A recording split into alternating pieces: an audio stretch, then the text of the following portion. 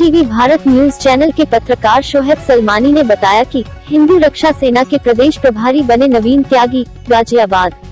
हिंदू रक्षा सेना ने संगठन को मजबूती प्रदान करने के लिए तथा संगठन का विस्तार करते हुए गाजियाबाद के नवीन त्यागी को प्रदेश प्रभारी नियुक्त किया है। यह नियुक्ति हिंदू रक्षा सेना के राष्ट्रीय अध्यक्ष महामंडलेश्वर स्वामी प्रबोधानंद गिरी ने की। शुक्रवार को गाजियाबाद आगमन पर श्री पंच दशनाम नाम जूना अखाड़े के महामंडलेश्वर स्वामी प्रबोधानंद गिरी ने हिंदू रक्षा सेना की बैठक के दौरान उन्होंने हिंदू स्वाभिमान की रक्षा के लिए प्रत्येक हिंदू धर्म से जुड़े लोगों से आह्वान किया कि हमें प्राचीन मान्यताओं और अपनी संस्कृति की रक्षा के लिए एकजुट होकर कार्य करना होगा, तभी अखंड भारत के साथ हम हिंदू समाज को सुरक्षित रख पाएंगे। उन्होंने इस दौरान संगठन का विस्तार करते हुए नवीन त्यागी को प्रदेश प्रभारी नियुक्त करने की घोषणा की तथा नियुक्ति पत्र सौंपा। इस दौरान हिंदू रक्षा दल के अनेकों सदस्य मौजूद रहे। देखिए आगे की खास रिपोर्ट। कोरोना के लंबे काल के कारण से हिंदू रक्षा सेना की गतिविधियों में कुछ शिथिलता आने के कारण से पिछले दिनों हिंदू रक्षा सेना संगठन को पूरे भारत में भंग कर दिया गया था। उसके परिणाम स्वरूप 15 अप्रैल के बाद पुनर्गठन का काम प्रारंभ हुआ है। उसमें हिंदू रक्षा सेना के पुनर्गठन के हेतु मेरा यहाँ गाजियाबाद पहली बार आना हुआ है। उसके तहत हमने कुछ तय किया है। मैं पहले ही तय कर चुका था, घोषणा हो चुकी थी इनकी, और पुराने महामंत्री प्रवीण चौधरी हमारे उत्तर प्रदेश के पहले से ही पुराने महामंत्री चले आ रहे हैं, तो ये पुनः भी महामंत्री के नाते काम करेंगे। लेकिन हमारे बीच में नवीन कुमार त्यागी जी हैं और हमारे काफ़ी पुराने प्रेमी हैं, तो हमने ये निर्णय किया है कि हिंदू रक्षा सेना के उत्तर प्रदेश के प्रदेश संयोजक के नाते हिंदू रक्षा सेना की इनको जिम्मेदारी दी गई है और ये इसका निर्वहन करेंगे। मुझे पूरा भरोसा है कि ये सब लोग मिलकर के संगठन के विस्तार में काम करेंगे। उसी प्रक्रिया में मेरा आने का कार्यक्रम यहाँ बना है। तो ये मान लीजिए नवीनीकरण में पहली नियुक्ति इनकी हो रही है, मनोनयन हो रहा है विधिवत। तो इनको हम सब मिलकर के शुभकामनाएं दें और हिंदुओं के लिए खूब काम करें और भगवान इनको खूब यश सामर्थ्य दे और देश समाज में इनका नाम ऊंचा हो और देश समाज के लिए निरंतर काम करते हैं। कोरोना भेदभाव कर रहा है, कोरोना कहो या कोरोना कहो, ये कोरोना भी भेदभाव पूर्ण हो गया है। कहीं लाखों की सभाएं होती हैं, वहाँ कोरोना दूर दूर तक नहीं जाता। कहीं नेता खुलेआम घूमते हैं, उनके पास भी कोरोना नहीं जाता। और कोरोना कहाँ जाता है? सबसे पहले मंदिर में चला जाता है कोरोना, मंदिरों में चला जाता है।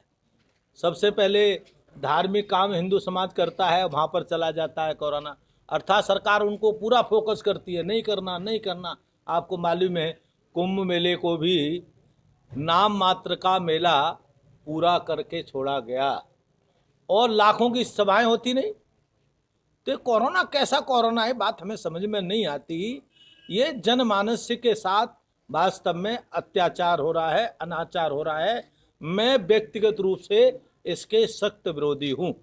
एक बात तो ये, दूसरी बात ये है कि कोरोना की वैक्सीन बनी, तो ये वैक्सीन किस लिए बनी?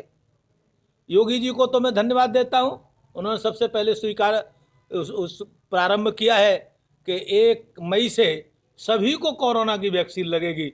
तो मैं वास्तव में योगी सरकार को बहुत बहुत धन्यवाद दूंगा। लेकिन भारत सरकारें, बाकी सरकारें क्या कर रही हैं? अभी तक कोरोना वैक्सीन जब करोड़ों की मात्रा में भारत में बन रही है, तो उसे विदेश में भेजने की क्या जरूरत है? पहले भारत के लोगों को उपलब्ध होने चाहिए।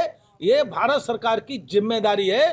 प्रत्येक व्यक्ति को कोरोना वैक्सीन लगा करके सुरक्षित करने का काम भारत सरकार को बिना विलंब करना चाहिए। आपको ध्यान है कि भारत में एक दुर्दशा है, ऑक्सीजन की कमी हो ऐसा हम नहीं मानते। आज ही मैंने समाचार सुना है कि 2 दिन में 20 टन ऑक्सीजन बनाने की व्यवस्था योगी जी ने लखनऊ में की है। अब जब 2 दिन में 20 टन बनाने की ऑक्सीजन की कर सकते हैं वो, इसका मतलब है भारत पर साधन पर्याप्त है। या तो वो कर नहीं रहे जानबूझ करके, अगर नहीं कर रहे उत्पादन तो गलत है, या फिर ब्लैकमेलिंग हो रही है मार्केट में, जो हमको लगता है, क्योंकि भारत ब्लैकमेलिंग के लिए बड़ा प्रसिद्ध है। जिस चीज की डिमांड बढ़ती है उसकी ब्लैकिंग हो जाती है शुरू। तो ये जो ब्लैकिंग हो रही है ऑक्सीजन की जो लग रही है, सरकार को कड़ाई के साथ ऑक्सीजन की ब्लैकिंग को रोकना चाहिए। देश में लॉकडाउन नहीं लगना चाहिए। मैं इसके व्यक्तिगत बिल्कुल फेवर नहीं है, क्योंकि लॉकडाउन का मतलब है सरकारों की मनमर्जी, नेताओं की मनमर्जी। ये देश लोकतंत्र है। लोकतंत्र में सरकारों की, नेताओं की मनमर्जी नहीं रखती। उनकी सुरक्षा की व्यवस्था के अनेकों उपाय, लॉकडाउन के अलावा उपाय सारे किए जाएं ताकि वो स्वस्थ रहे, प्रसन्न रहे, सुरक्षित रहे। लेकिन लॉकडाउन के अलावा उपाय करना चाहिए, क्योंकि लोगों को पता नहीं है, गरीब के घर में रोटी खाने को भी नहीं होता। जो सरकार बांटती है उसमें बंदर बाट हो जाता है गरीबों के नाम पर, गरीब को पहुंचता ही नहीं, आप सब जानते हैं। तो इसीलिए लॉकडाउन करने का मतलब है मध्यम वर्ग और गरीब के साथ अत्याचार करना। इसको सरकार को नहीं करना चाहिए, अन्य उपाय इसके बारे में विचार करना चाहिए। मैं जनता से तो आग्रह करूंगा, एक तो कोरोना से डरे नहीं, बिल्कुल ना डरें। ये पुरानी बीमारी है, पुरानी पुस्तकों में भी है। ये खांसी जुकाम जो बिगड़ता आता है वो पोइसन की है, उसका नाम कोरोना दे दिया गया है। हमारे यहाँ देसी उपाय बहुत हैं और उन उपायों को प्रयोग करना चाहिए, जैसे तुलसी का काढ़ा है और नींबू अजवाइन का काढ़ा चाय है, अदरक है, गर्म पानी का अधिक सेवन है। जब कफ बढ़ता है आयुर्वेद में, और ये कफ का ही लक्षण इसमें दिखाई देता है। इस कोरोना में जो बीमारी है कफ की बीमारी है, और कफ का संबंध गर्म पानी से होता है। गर्म पानी जितना अधिक पिएंगे, जितना गर्म पानी का सेवन करेंगे, तो आप सुरक्षित रहेंगे। ऐसे बहुत लोग स्वस्थ हो गए, सुरक्षित हो गए। तो मैं देश की जनता से यही करूँगा और निवेदन करूँगा, अपने घर को बचाने के लिए और अपने को बचाने के लिए थोड़ी सी अपनी दिनचर्या को सही करें।